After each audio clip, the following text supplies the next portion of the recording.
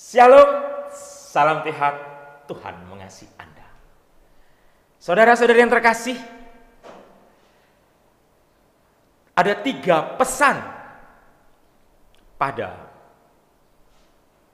sore hari ini di Misa Keramaian Ilahi atau Misa Jumat pertama ini. Pertama, tentang teladan kemartiran.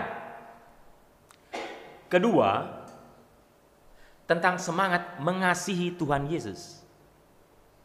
Dan yang ketiga, tentang perutusan itu sendiri, perutusan Tuhan sendiri.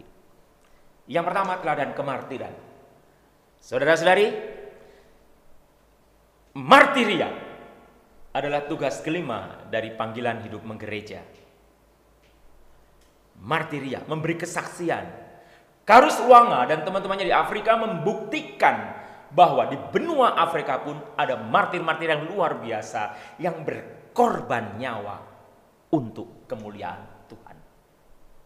Saudara-saudari yang terkasih, berbicara mengenai kemartiran, saya mau sharing sedikit karena beberapa hari yang lalu saya tidak mendampingi Pastor Win, Pastor Rekan, dan Pastor Cornel di paroki ini karena saya melayani di pedalaman. Saya diminta memberi rekoleksi dan menggantikan pastor di sana karena pastor di sana ada yang cuti, pastornya satu, badan stasiunnya banyak, saya membantu di sana.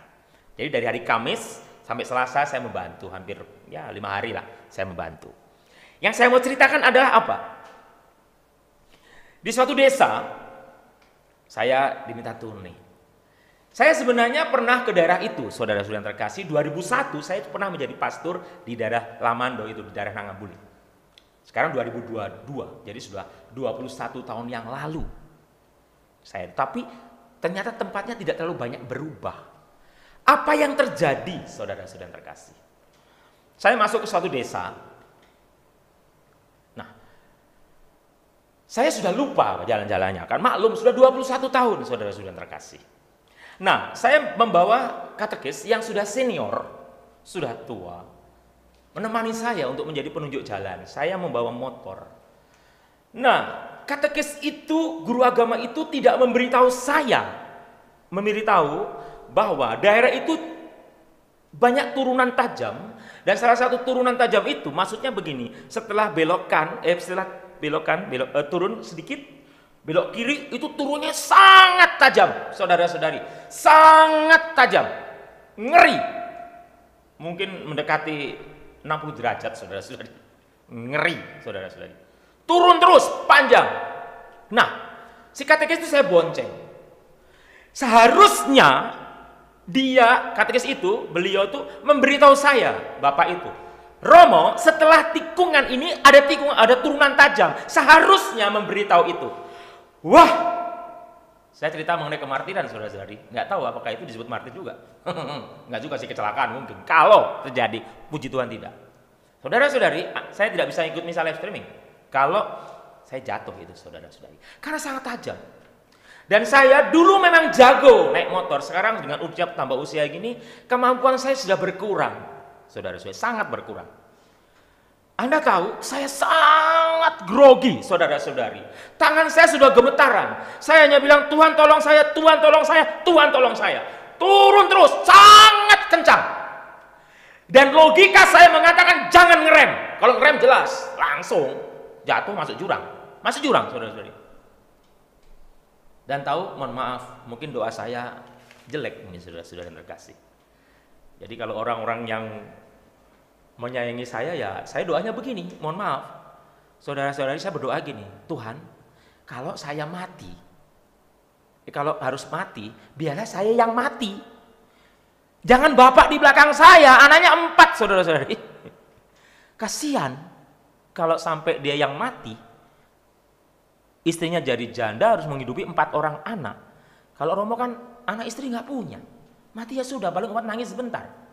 Itu doa saya, mohon maaf mungkin doanya jelek, saudara-saudara yang terkasih. Tetapi itu yang bisa saya doakan. Andai kata nih pilihan yang paling buruknya begitu, tapi saya tetap fokus meskipun takut sekali. Anda bisa bayangkan, saudara-saudari, kalau turun yang tajam itu aspal, no problem. Tanah, saudara-saudari, ada batu segini saja atau kayu, pasti kecelakaan. Tapi benar-benar, saudara-saudari, Tuhan menyayangi saya. menyayangi bapak di belakang saya, guru agama itu. Sehingga saya selamat, saudara-saudari. Sweat! Sampai bawah, saya menenangkan hati dulu, karena jantung saya deg begitu. Saya menengok, saya lihat si katekis itu, guru agama itu, wajahnya tanpa ekspresi. Saya bingung, saya sendiri ketakutan. Akhirnya saya tanya, Pak, Bapak tadi nggak takut? Takut apa, Romo? Loh, kaget saya. Takut apa? Tadi turun tajam? Enggak. Lah, saya sendiri takut. Loh, takut apa, Romo? Loh, saya tadi takut, nggak ngeri? Enggak. Kenapa? Saya percaya dengan Romo. Hello! Kalimatnya saya percaya dengan Romo. Dan saya percaya Tuhan melindungi. Saudara-saudari, hari itu saya mendapat pelajaran beriman dari seorang katekis, saudara-saudari. Yang Romo aja, yang sudah seusia ini, yang tahun ini pesta pera, tidak sungguh-sungguh, masih ada ketakutan. Tetapi guru agama itu mengatakan, saya percaya dengan Romo. Pasti semuanya aman. Saudara-saudari, dalam hati saya terharu. Pelajarannya adalah sungguh percaya. Jadi, sang katekis itu sebenarnya sudah memberi pelajaran kemartiran dengan saya, memberi kesaksian mengenai percaya. Pelajaran pertama, saudara-saudariku yang terkasih. Pelajaran pertama. Pelajaran kedua, saudara-saudari, berkaitan dengan pertanyaan Yesus kepada Petrus. Simon Petrus, apakah engkau mengasihani aku? Sampai 3 kali. Simon Petrus, apakah engkau mengasihani aku? Saudara-saudari, pertanyaan itu sangat mendalam, saudara-saudari. Apakah engkau mengasihani aku? Dan pada saat kita berkata mengasihani seperti Simon Petrus, mengasihani Tuhan, pertanyaannya adalah, apakah kita juga siap sakit untuk Tuhan? Saudara-saudari, dari sang katekis tadi, saudara-saudari, saya juga mendapat pelajaran yang luar biasa dengan mengasihani. Pulangnya, saudara-saudari, nggak tahu, saya memang mengalami peristiwa-peristiwa aneh kemarin itu. Pulangnya, kan puji Tuhan, kering. Tetapi kalau kering, debu itu tebal, saudara-saudara. Memang jalannya gunung-gunung itu turun tajam. Karena saya ini salah, saudara-saudari. Saya itu melamun. Melamun apa? Jadi selama pulang itu, saudara-saudari, saya itu melamun. Melamun kok izin cuti saya belum keluar-keluar, saudara-saudari. Jadi saya itu rencana mau cuti bulan Juni ini. Nah, namun gitu tanpa sadar saya kaget karena entah binatang apa lewat, saya ngerem dan terjatuhlah saya bersama sang katekis tadi. Kalau ini benar jatuh, tapi puji Tuhan jauh dari jurang. Tapi kami berguling-guling jatuh, saudara-saudara, penuh dengan debu. Dalam pikiran saya tidak memikirkan diri saya, tapi saya memikirkan katekis itu. Jangan-jangan dia retak atau apa. Sedangkan saya sendiri pernah patah kaki saya kan. Tapi saya memikirkan katekis itu. Saya tidak berani bergerak apa-apa, saudara-saudari. Dan saya lihat katekis itu juga tidak bergerak. Dalam hati saya, aduh, pingsan. Semoga tidak mati, saudara-saudariku ya. Ini dalam pikiran saya.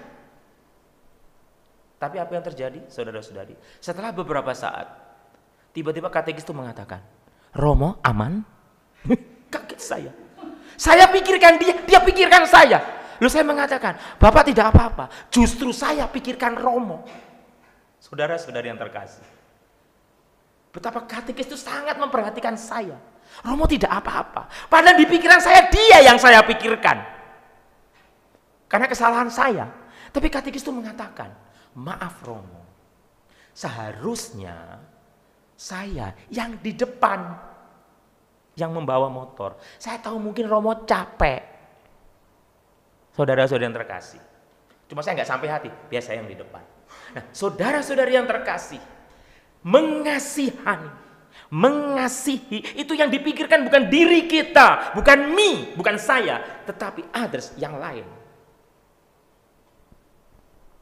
Mengasihi itu berarti bagaimana kita memberi care kita, perhatian kita kepada orang. Dan ini tidak mudah, saudara-saudara yang terkasih. Pesan yang ketiga adalah mengikuti Tuhan. Saudara-saudari, dari peristiwa-peristiwa itu, saya semakin tahu Tuhan sangat mengasihani saya. Tuhan sangat mengasihani Anda, dan begitu banyak peristiwa. Dan saya mengalami dalam hidup saya selama 25 tahun menjadi seorang imam. Memang belum lama, belum sampai 30, 40. Di sini ada Romo Win yang sudah 40 tahun lebih menjadi seorang imam. Saya baru 25 tahun. Tetapi masing-masing orang punya pengalaman pribadi. Dan saya hanya beberapa hari di paroki itu, tapi mengalami peristiwa yang luar biasa. Saudara-saudari, di suatu kampung, saya bertemu dengan seorang ibu, saudara-saudari yang terkasih. Ibu itu sudah sangat tua, dan kata orang, dia punya masalah kejiwaan. Tapi yang membuat saya kaget setengah mati, 21 tahun saya tidak datang ke paroki itu. Ternyata ibu itu masih mengenali saya. Dia melihat saya langsung mengatakan, Romo lulus. Langsung tangan saya dipegang di cengkram. Yang menjadi masalah bukan masalah cengkramannya itu, tapi tangannya penuh kuku, saudara-saudari. Sakit, ini ada bekasnya saya, saudara-saudari. Sakit, saudara-saudara. Saya bilang, aduh Bu, tolong Bu, lepaskan. Hehehe. Dia memang agak gila sedikit, saudara-saudara yang terkasih. Tetapi yang menjadi masalah, kok masih ingat dengan saya? Terus saya tanya kepada ketua stasi, Pak, ibu itu kok masih ingat? Ya Romo, ada beberapa Romo yang diingat. Ada 3 Romo yang diingat. 1 saya, 2 Romo Warsito, dan yang ketiga Romo Sinaga, orang Batak yang sekarang ada di Pontianak sana. Saudara sudah diingat 3 dari sekian Romo, 3 orang. Romo Warsito, saya dan teman saya Romo Warsito dan Romo Sinaga. Yang diingat cuma 3 orang itu. Jadi kok tanya, Romonya siapa? Romo lulus, meskipun orangnya sudah ganti. Nah, saudara-saudari yang terkasih, dari peristiwa-peristiwa itu, kata Tuhan Yesus kepada Petrus, ikutilah aku. Itu mengandung konsekuensi. Kata gembalakanlah domba-dombaku. Kata pertanyaan Yesus, apakah engkau mengasihi aku? Mengandung konsekuensi. Konsekuensi apa? Apakah kita sungguh-sungguh menjadi murid Tuhan? Sebagai seorang Romo, sebagai umat. Di tengah kesulitan hidup. Di tengah penderitaan-penderitaan yang kita alami. Apakah kita care dengan sesama? Apakah kita punya perhatian dengan sesama? Meskipun hanya kecil. Sekian tahun yang lalu saya pernah ditraktir umat di sebuah kota. Diajak makan di food court di suatu mall. Romo, ada makanan enak sekali Romo. Ayo Romo ikut makan sama-sama satu keluarga. Ikutlah saya. Dia suami istri bersama 4 orang anaknya. Bertujuh dengan saya. Sampai di mall itu, dia mengajak menuju ke tempat yang memang ramai sekali. Jadi, kalau di mall itu Anda tahu di food court begitu banyak orang jualan di kantor-kantor itu, kios-kios itu. Dia mengajak saya ke situ. Tetapi tiba-tiba muncul dalam pikiran saya mengatakan kepada bapak itu, stop Pak. Loh, kenapa Romo? Nanti keburu habis, stop. Bapak mau traktir saya kan? Iya. Begini, kalau bapak traktir saya, tunggu apa? 5 menit, 10 menit, sampai 15 menit. Lu gimana rumah anak-anak sudah lapar? Tunggu, kita cari tempat yang gak ada pembelinya. Hah? Maksudnya di tempat itu kan banyak orang jualan, namanya food court ya di mall. Saya cari yang gak ada pembelinya, yang gak laku. Saudara-saudara yang terkasih, kalau yang laku kan udah banyak untung. Orang tuh bingung, jangan Romo nanti kita begini-begini. Pak, kalau Bapak memang mau ngajak mentraktir saya, bolehlah saya memilih. Kita cari tempat yang tidak laku. Pasti nggak enak kalau nggak laku. Nggak apa-apa. Yang penting kita mencari tempat yang nggak laku. Dan setelah 10 menit, hampir 15 menit, dapatlah tempat itu. Ada seorang ibu tua, encik-encik tua katakanlah, bersama satu pembantunya perempuan jualan. Dia diem tengok kanan kiri. Tidak ada satupun pembeli yang ke situ. Saya mengatakan, mari Pak kita menuju tempat itu. Mereka bingung. Tetapi karena saya yang mengajak, akhirnya kami pesan. 7 bungkus, 7 makanan. Dan kami makan, dan benar memang tidak enak, saudara-saudara yang terkasih. Tetapi satu hal, ibu itu menangis terharu karena sudah hampir seminggu tidak ada yang beli di tempatnya. Saudara-saudara, ini kejadian nyata, tidak ada yang beli. Sudah 1 minggu, padahal dia harus membayar sewa tempat, modal, menggaji karyawan. Duit dari mana? Waktu kami datang, si ibu itu menangis. Dia bukan orang Kristen, bukan orang Katolik, dia orang Buddha. Dia mengatakan kepada kami, Anda pasti orang Kristen ya? Loh, kok kenapa? Karena Anda berbuat baik. Saya mau menangis mendengar kalimat dari ibu itu, saudara-saudari yang terkasih. Karena saya mengatakan, kemudian saya bertanya kepada bapak itu, Pak, bapak mau berbuat baik lagi gak? Mau. Beli 100 bungkus. Borong semua. Kalau perlu duit saya juga. Jangan Romo. Akhirnya mereka beli 100 bungkus. Ibu itu menangis, saudara-saudari yang terkasih. Menangis. Langsung dia mengatakan, Kristus memang baik. Yesus Kristus memang baik. Dia bukan orang Kristen. Dia bukan orang Katolik. Dia orang Buddha. Saudara-saudara yang terkasih, akhirnya kami membeli 100 bungkus itu, kami bawa. Dan Anda tahu, anak dari bapak itu, anak yang nomor 3 mengatakan, Papa, Mama, terima kasih. Karena hari ini, Papa, Mama mengajari saya berbuat baik. Saya nangis, saudara-saudari. Ini pelajaran yang sangat luar biasa.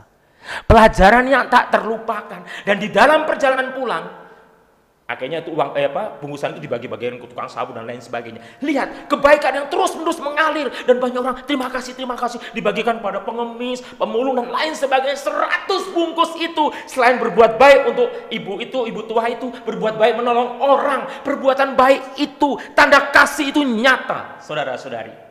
Just do it, lakukan saja. Dan saya mengajari mereka, dan bapak ibu itu telah mengajari kepada anak-anaknya bahwa keluarga adalah sekolah cinta kasih.